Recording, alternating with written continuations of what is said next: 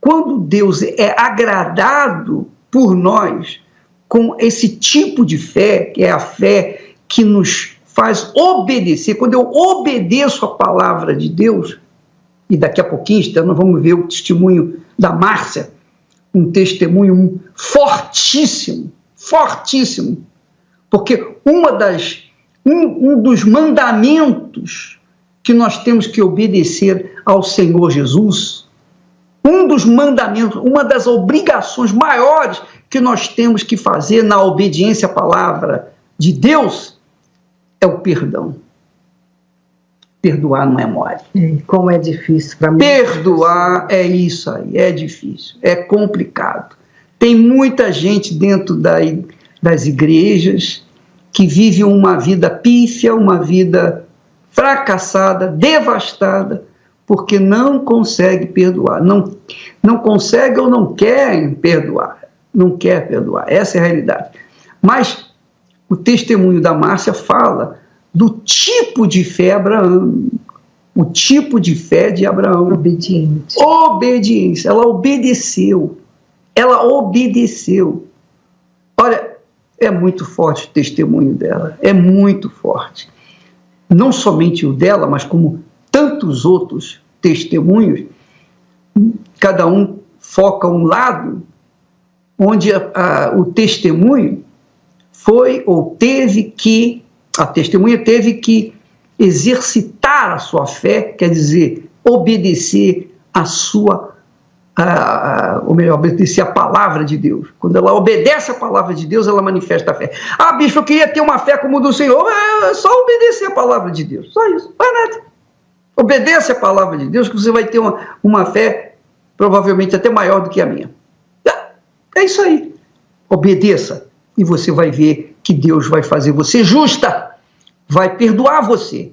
A obediência à palavra de Deus nos dá o direito de sermos lavados, purificados dos nossos pecados e inculpados dos nossos pecados. Nós somos livres dos nossos pecados. Já pensou? Você chegar diante do juiz e por causa de você ter obedecido à lei, o juiz então diz assim, olha, você está livre da acusação, você está livre, pode ir embora.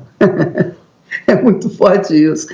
Então Deus nos livra, Ele nos livra da cadeia, Ele nos livra do inferno, Ele nos livra do diabo, Ele nos livra do mundo cruel, Ele nos livra de todo o mal quando nós obedecemos a sua palavra. Então, toma lá da cá. Se eu obedeço a palavra de Deus, eu passo a ter direitos.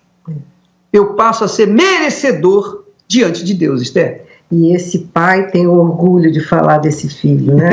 Esse é meu filho amado, porque tem obedecido. Isso agrada muito a Deus. O que agrada a Deus é a nossa obediência. Por exemplo, você vai na igreja, você é leal na igreja, é fiel na igreja, mas se você não obedece a palavra de Deus, se você não perdoa, por exemplo, não adianta nada você ser cristão ou dizer que é cristão. Não adianta nada. Porque Jesus disse, se perdoardes aos vossos ofensores as suas ofensas, também vosso Pai vos perdoará. Porém, se não perdoardes, então tampouco sereis perdoados. Então, quando eu obedeço a palavra, eu sou perdoado. Quando eu não obedeço, eu não sou perdoado. Então, a minha vida depende da minha obediência à palavra de Deus. Se eu obedeço, eu sou abençoado. Se eu não obedeço, eu não sou abençoado. Então, vamos assistir o testemunho da Márcia, porque ele é muito forte. Eu queria que você aumentasse aí o volume do seu televisor, do seu receptor, para que todos que estão ao seu redor possam ouvir direitinho e ninguém possa se distrair com outra coisa. Vamos assistir o testemunho dela, por favor. Meu nome é Márcia de Lara Campos, tenho 40 anos e hoje eu vim contar um pouquinho do meu passado. Todo o meu sofrimento começou desde a infância, né? E a minha mãe, ela começou a investir em mim. Então, logo cedo, já me colocaram em escolas de música, de dança. Já começaram a investir nesse lado artístico, né? Que a maioria dos pais tem essa tendência de querer expor os filhos a essa situação. Então, eu não tinha mais tempo de brincar. Eu não tinha tempo de ter uma infância. Eu tinha já preocupações com o lado artístico. E aí eu tive que começar a cumprir uma agenda de shows. Então não tinha tempo mais para nada. Era só estudar e trabalhar, né? Toda menina, quando começa a se envolver com essas coisas, começa a despertar nela um lado, como que eu posso dizer? Ela se expõe demais e começa a despertar a sensualidade. Foi isso que começou a despertar em mim. Eu usava desde bem pequenininha já roupas muito curtas, né? Eram danças sensuais, porque eu queria imitar as cantoras que já eram adultas e que se apresentavam daquela forma. E aconteceu numa dessas situações que um tio meu veio morar lá na minha casa, né? Nessa época, né? E devido a essa exposição demais, às vezes que meu tio ficava em casa e que não estava minha mãe e nem meu pai, e ali ele começou eu comecei a sofrer abusos por parte dele. Ele tocava em mim, ele não chegou ao ato sexual, assim, digamos assim, mas ele tocava nas minhas partes íntimas. Ele fez de tudo comigo, tudo. Não chegou ao ato final, mas o restante ele fez tudo comigo, tudo que era sujeira, tudo que era podre. E eu guardava tudo isso dentro de mim. E é uma sensação horrível, porque você olha e não tem ninguém para te defender. E você pensa assim, se eu contar, vai ser pior. Então, quando eu começava a me apresentar, eu via os homens mais velhos olhando com outros olhares para mim, vinha a imagem do meu tio. E aí, assim, como ele voltou para a cidade dele, lá ele cometeu outros delitos, que ele era muito violento. E foi por causa dessa violência que ele cometeu esse delito. Ele foi preso. E eu tinha medo mesmo assim. Parecia que ele ia aparecer a qualquer momento, à noite, e ia estar ali me abusando. E eu não sabia o que fazer para tirar aquele trauma de mim. Eu me lembro que eu chorava muito, muito. Eu chorava de madrugada, lembrando da cena. Não apagava da minha cabeça. Às vezes as minhas amigas falavam assim pra mim, poxa, Márcia, eu queria ser como você, cantar essa vida de fama. E eu pensava dentro de mim, ela não sabe o que eu passo. Eu só queria não estar ali. Muitas das vezes eu não queria estar ali. Era só um disfarce tudo aquilo. Naquele momento, eu vivia um momento tenso da minha vida, porque eu não queria estar ali. Pensava assim, pra que eu nasci? Pra que eu nasci? Eu nasci para sofrer. E foi quando eu comecei a pensar no suicídio. Aí eu pegava a faca, ia pro banheiro, colocava no meu pulso e pensava assim, agora eu vou morrer. E eu não tinha amor próprio. Eu olhava no espelho e toda vez que eu olhava no espelho, quando eu estava sozinha, eu chorava. Ali eu chorava. Que eu falava assim, como você é feia. Eu falava pra mim mesma, como você é feia, por que você existe? Por que você existe? Olha o seu cabelo, que ridículo. E ali eu puxava meu cabelo, eu me beliscava, eu me batia de raiva, eu me arranhava, eu sentia raiva de mim mesma. E eu olhava assim, e a vontade era de acabar. Eu sempre tive vontade só de morrer. Eu vivia pensando na minha morte. E teve uma época que a minha mãe ficou muito, muito doente. Muito doente mesmo, entre a vida e a morte. E ela foi desenganada pelos médicos.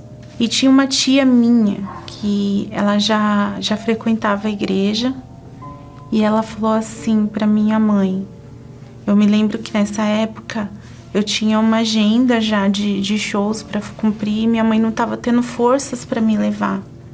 E a minha tia pegou e falou para ela: olha, você já foi em tanto lugar, você já foi na macumba, nas benzedeiras, em todos os lugares que falaram para você. Ela estava cheia de guia no pescoço. E a minha tia falou assim: eu vou te levar num lugar onde tem um médico, mas esse médico não é qualquer médico, é o médico dos médicos. E a minha mãe nem perguntou onde que era, o que ela ia ter que fazer. A minha mãe falou assim: tá bom, eu quero conhecer esse médico. E foi quando ela chegou na igreja. No início eu não fui com ela. Eu fiquei curiosa, mas eu não fui. E aí quando ela voltou com um sorriso, ela voltou de outro jeito, não tinha as guias no pescoço. E ela voltou curada. E aí no outro dia ela voltou de novo, e aquilo foi aguçando a minha curiosidade. E quando ela me trouxe, foi o dia mais feliz da minha vida. Eu entrei na igreja, eu pisei na igreja, e eu falei assim: o que é isso? Aqui parece o céu. Era aquela paz. Eu falei: por que nunca ninguém me falou desse Deus?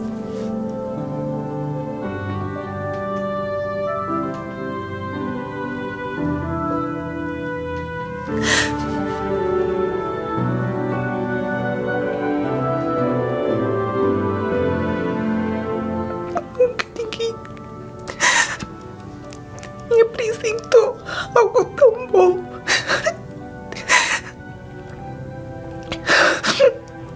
E ali eu vi que a minha vida podia mudar, que existia um Deus, e Ele me fez.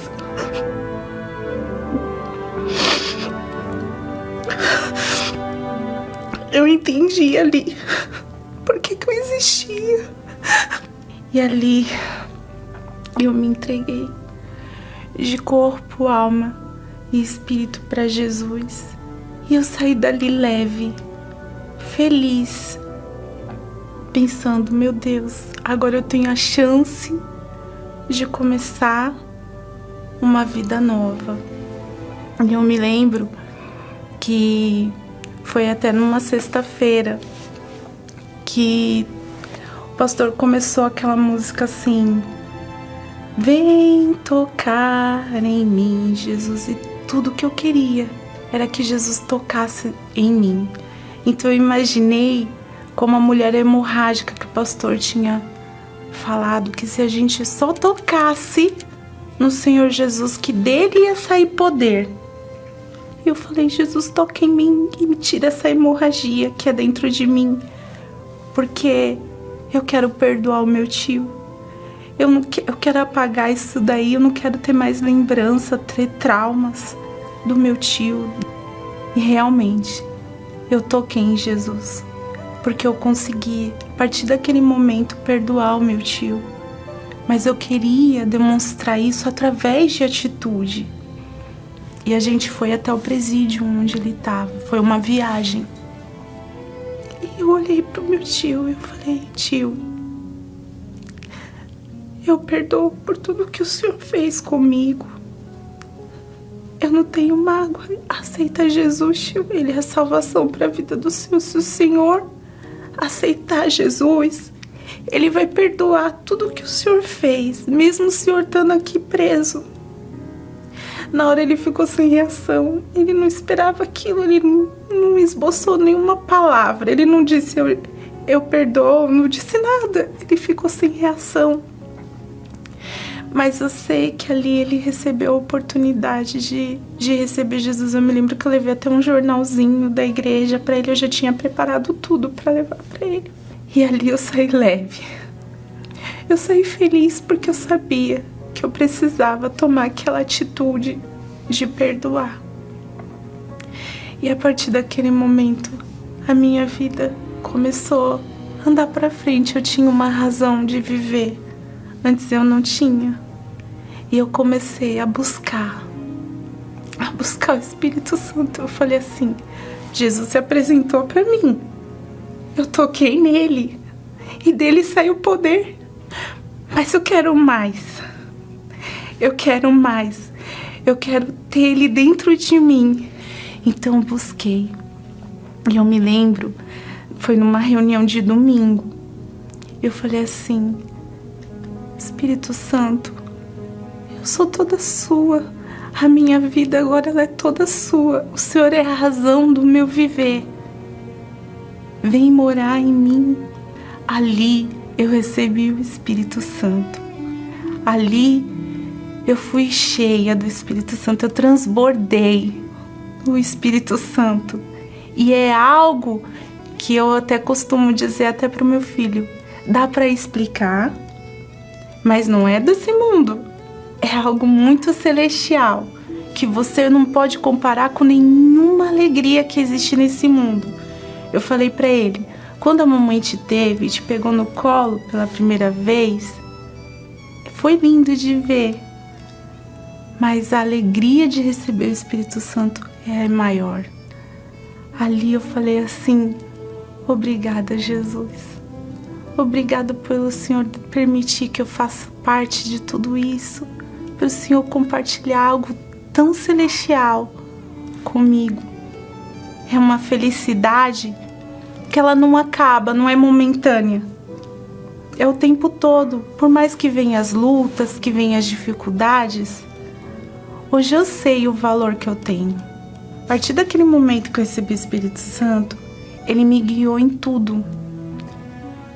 E fez de mim uma mulher forte, porque eu aprendi a fazer o que é certo para colher o que é bom. Então eu comecei a colher as coisas boas na vida. Eu conquistei o meu marido, conquistei. Depois disso, Deus me deu uma família feliz. O meu filho é um filho abençoado, um abençoado. Eu vi Jesus transformar a vida dos meus pais e me deu uma nova vida, me deu uma família que eu não tinha tido antes na minha infância. Ele me deu tudo, muito mais do que eu esperava, muito mais. Eu só tenho a agradecer. E ainda, tudo que eu agradeço ainda é pouco, não é o suficiente. Eu fico ainda devendo, porque ele me deu muito mais do que eu esperava.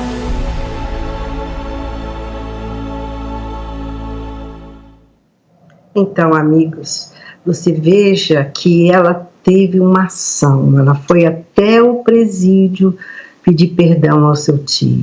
E isso é um ato que ela recebeu aquela palavra de perdão. Assim como Deus a recebeu, ela também queria dar para as pessoas esse perdão, que na vida dela pesava tanto, era um fardo, impedia dela viver, porque aquilo vinha sempre na sua mente. Então, ela liberou o perdão, ela foi liberada daquele sentimento, né, de mágoa.